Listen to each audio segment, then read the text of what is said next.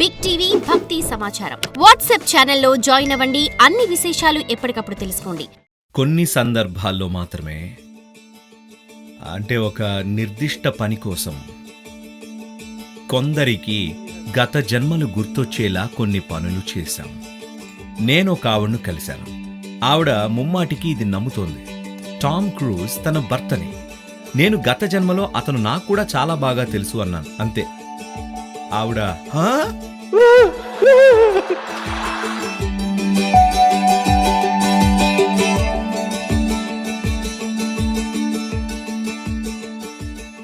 సద్గురు, గత జన్మల విషయాలను గుర్తు తెచ్చుకోవటం, వాటి వెంట పడటం వల్ల ఉపయోగం లేదని మీరన్నారు.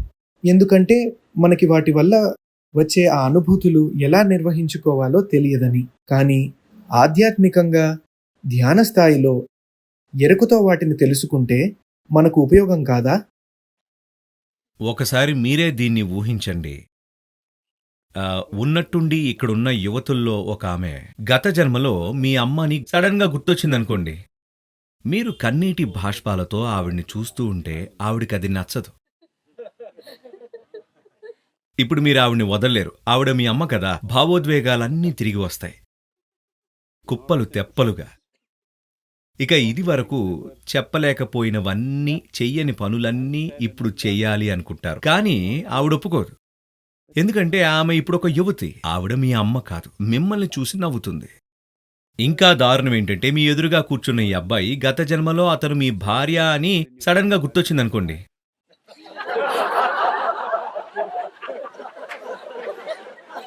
చూసారా ఇప్పటికే? You cannot deal with this, isn't it? మీరు దీన్ని తట్టుకోలేరు. ప్రస్తుత జీవితంలోని భావోద్వేగాలే మిమ్మల్ని పీల్చి పిప్పి చేస్తున్నాయి. అవునా? ఈ జన్మలోని భావోద్వేగాలు, మనుషులతో ఉన్న అనేక అనుబంధాలే విపరీతంగా పిచ్చెక్కిస్తున్నాయి. ఇక అవన్నీ కూడా గుర్తొచ్చేస్తే వాటి వల్ల ఏ ప్రయోజనం లేదు. కొన్ని సందర్భాల్లో మాత్రమే, కొన్ని కారణాల వల్ల, ఒక నిర్దిష్ట పని కోసం లేదా ఒక లక్ష్యం కోసం అని కూడా అనొచ్చు, దానికోసం కొంతమందికి గత జన్మ విషయాలు గుర్తొచ్చేలా కొన్ని పనులు చేశాం. కానీ ఆ తర్వాత ఎప్పుడూ చేయలేదు. ఎందుకంటే అది ముఖ్యం కాదు. నేను ఒక ఆవిడను కలిశాను. ముందు వాళ్ళ ఆయన్ని కలిశాను. ఆ బాధిత భర్తను కలిశాను ముందు. ఆయన నా దగ్గరికి వచ్చి, అతను ఇండియా నుంచి అమెరికా వెళ్ళాట. అతను అక్కడ చక్కగా నిలదొక్కుని హాయిగా ఉన్నాడు. అన్నీ బాగున్నాయి. అయితే అతని భార్య తరచూ భూత వైద్యులతో ఆ ఫోన్లో సంప్రదిస్తూ, ఎప్పుడూ ఫోన్లో మునిగి మాట్లాడుతూ $100,000 బిల్లు తెచ్చేదట. అన్నిటికంటే ముఖ్యంగా ఆ భూత వైద్యుడు ఏమని నమ్మించాడంటే, ఆమె పూర్వజన్మలో టామ్ క్రూజ్ ఆమె భర్తని నమ్మించాడు. ఆవిడ పూర్తిగా నమ్మేసింది. అందుకే ఆవిడ బెవర్లీ హిల్స్లో ఒక పెద్ద భవనం కొంది. ప్రతి శనివారం పెద్ద పార్టీలు ఇచ్చేసేది. ఏదో ఒక రోజు టామ్ క్రూజ్ వస్తాడు అని, తప్పకుండా వస్తాడు అని ఆవిడ నమ్మింది. ఎందుకంటే ఆ భూత వైద్యుడు, నువ్వు ఆ ప్రదేశంలో ఉండి పార్టీలు ఇస్తుండు, ఒకరోజు అతగాడు వచ్చి నిన్ను తీసుకుపోతాడు అని చెప్పాడు. ఇక ఆమె భర్త నా దగ్గరకొచ్చి, సద్గురు ఏం చేయాలి అని అడిగాడు. నా ఇంట్లో టామ్ క్రూజ్ భార్య ఉంది అన్నాడు.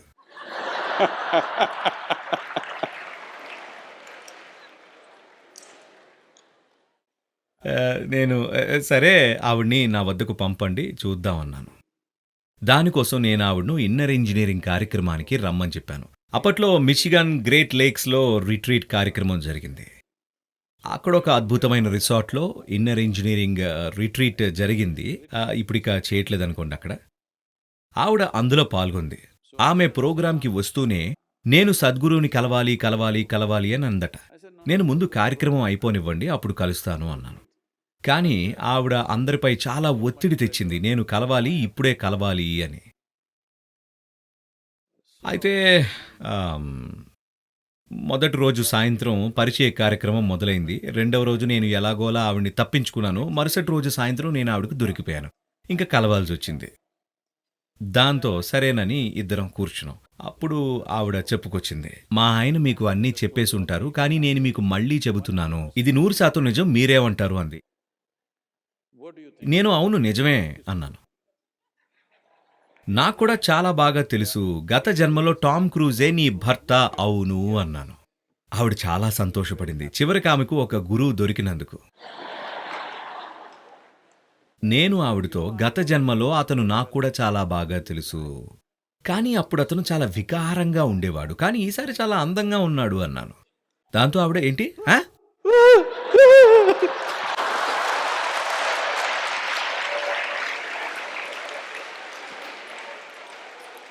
ఆవిడికి అస్సలు తట్టనే లేదు, గత జన్మలో అతను ఇప్పుడున్నంత అందంగా ఉండి ఉండకపోవచ్చని. కాబట్టి గత జన్మ చెత్త మిమ్మల్ని లోతైన సమస్యల్లోకి దించగలదు. మీరు ఆ పని చేయకండి.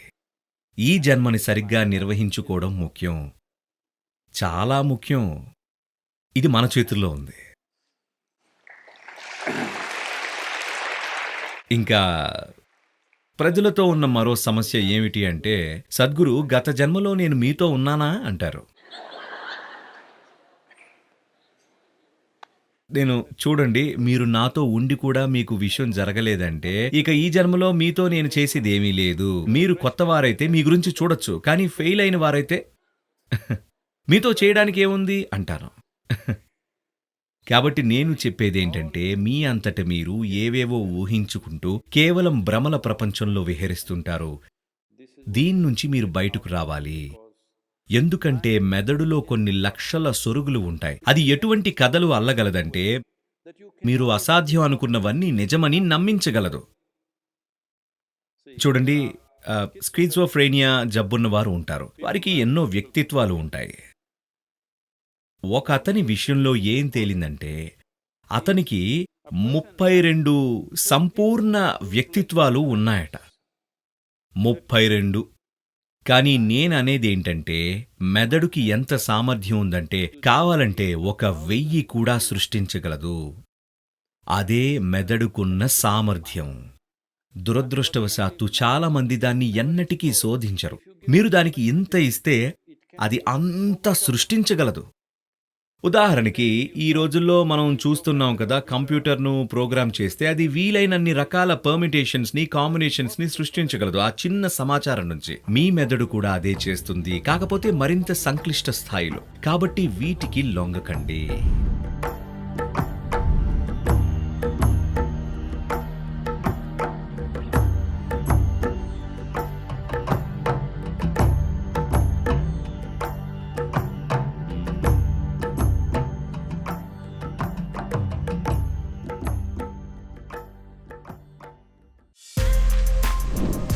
For more videos like this, subscribe Big TV channel.